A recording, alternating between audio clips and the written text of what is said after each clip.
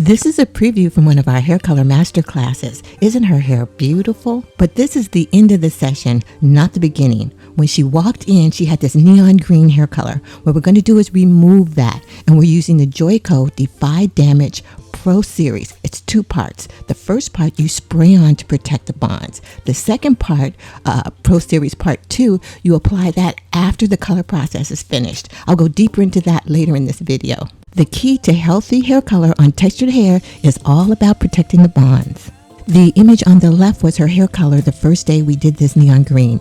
The video on the right is her hair color after 4 weeks. You can see where the direct dye has faded right there in the front fringe, the bang area, and the crown. The first step is to spray on the bond protector. Step 2 is to remove the artificial dye molecules, and I'm using the Matrix So Color Eraser. I'm mixing that with deionized water, with warm deionized water, and I'm adding the Olaplex Bond Multiplier product number 1 to this mixture. This Matrix So Color Color Eraser, it's amazing. What it does is it identifies the artificial dye molecules and it eliminates them. Let's go deeper into these ingredients, because once you understand the product ingredients, then you'll better know how you can use them and how to protect the client's hair.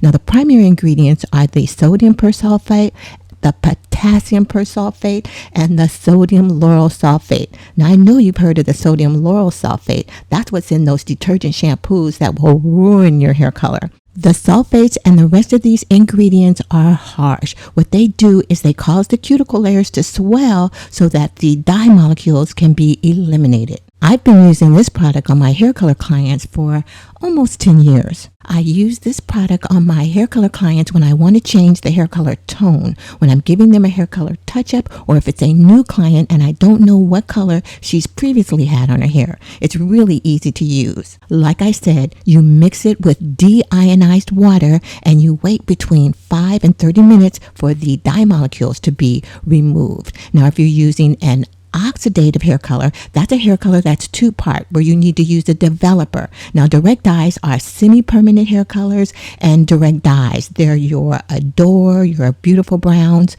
your vibrant hair colors. Those are the direct dyes. All oxidative colors require a developer, a catalyst to get them to work. If you're removing a light hair color that's a level 7 and above, then you can get away with using water. If you're trying to remove pigments of hair color that's 7 and below, you'll need to use 20 volume developer. Did I make that clear? Did you understand that? If not, leave me questions below in the comments. I'll go over this session one more time. What she had was a direct dye. That neon green hair color was a Danger Jones brand, and it's considered a direct dye because it did not need a developer for the color to process. And because it's a direct dye, all I have to do is mix the color eraser with deionized water for the product to activate and eliminate the dye molecules. Take a screenshot of this and use it as a reference when you need to remove artificial dye molecules. If your client has an oxidative color or it's a hair color level 7 or below, you will need to use 20 volume developer to add to this product to get it to remove the dye molecules. Let's get back into this hair color eraser session. I'm using warm deionized water to mix with the dry powder color eraser. Now, why am I using warm water? I'm using warm water because you need to dissolve the product. You need to dissolve the product, the powder product. And sometimes when you use cold water, it will leave the consistency grainy. And when the product is grainy, that means it hasn't been dissolved and it won't work properly. I need you to give us a thumbs up, click the subscribe button, and click the bell. I'm adding the Olaplex Bond Multiplier number 1 to the hair color eraser formula. I'm adding the bond multiplier because I'm going in and I'm swelling the cuticle layer and I'm lifting the pigment out, and I could affect some of the bonds. So as extra protection, I always add bond multiplier to any hair color product, whether it's a color eraser, a hair color, a bleach, a toner. I always add bond multipliers. And the ingredient you want to look for is bis aminopropyl diglycol dimylate. This is a patented ingredient. You want to look for that in your bond builders. You can also use this bond multiplier as a standalone treatment to thicken superfine hair. Let's recap. I sprayed her hair with a bond protector. I added bond multipliers to the color eraser. Let's begin with the color eraser application. I apply the color eraser to dry hair. To make things interesting, I dropped in our original video. What you can see on the left side is me laying in some violet, some purple highlights right there in the front fringe area. It's those purple highlights right there in the bang area, in the fringe area, that faded the most. And that's because when we look in the mirror, it's the front right and left side panels as well as the bang and the crown. That's the first thing we see, and those are the first areas of our hair that we work with, right? When we pull the flat iron out and we get ready to style our hair, the first thing we do is the front right and left sides and the fringe, the bang area and the crown. When your client comes in or when you analyze your own hair, look at the length and the health of the hair in the front half of your hair compared to the back half of your hair. Usually we don't fool with the back half that much, so that hair is always stronger, healthier, and longer. Usually you see all of the breakage in the front half of the hair. This client, she doesn't have any breakage, but definitely the color faded in the front half of her hair. And the color faded in the front half of her hair because that's the hair that she worked with the most. Now, the sides and the back, they're super short, so she doesn't have to use a flat iron on that part of her hair. What she uses the flat iron on is the front sides, the fringe, and the crown. And it's those areas where the direct dye colors faded first. So keep that in mind when you're using the flat iron or your client or on yourself. You want to lower the temperature because heat from the flat iron will burn the color off of the cuticle layer. It will cause your color to fade. You can see here that I'm using plastic ear guards. I'm using these ear guards to protect her sensitive ears. This is going to be a long hair color session. I'm going to remove color and I'm going to bleach and then I'm going to add color. So having those chemicals sitting on her ears for all of those hours can be extremely irritating. So you always want to protect your client's ears and you want to protect your ears when you're doing hair color. What ear guards do you use? Do you use any ear guards? See, it's all about making the client comfortable and protecting their hair and their skin. You use the bond protectors and the bond multipliers to help protect their hair, and you use the ear guards and the Vaseline around the hairline to protect the client's ear and their skin. You can see the technique to apply the color eraser is the same application technique that you use for hair color application. You want to work in sections for control. For textured hair, you want to comb through to make sure the product is distributed evenly. The goal is to saturate the hair with the product, but you don't want the product running off the hair. I'm going to say that one more time. You want the hair to be saturated with the product. You want the hair to absorb the product so the product can do its thing. Oftentimes, I see a lot of stylists or consumers, they make the mistake of not using enough product, whether it's a relaxer, whether it's a bleach, whether it's a hair color or a color eraser. You have to use enough product to saturate the hair. The hair needs to be able to absorb the product so the product can get in there and do what it's intended to do. I had them drop in the original video where I applied the neon green hair color so you can see the small sections. You want to take 1/2 inch, no more than an inch, right, sections, and you want to apply the color on the top side and the underside.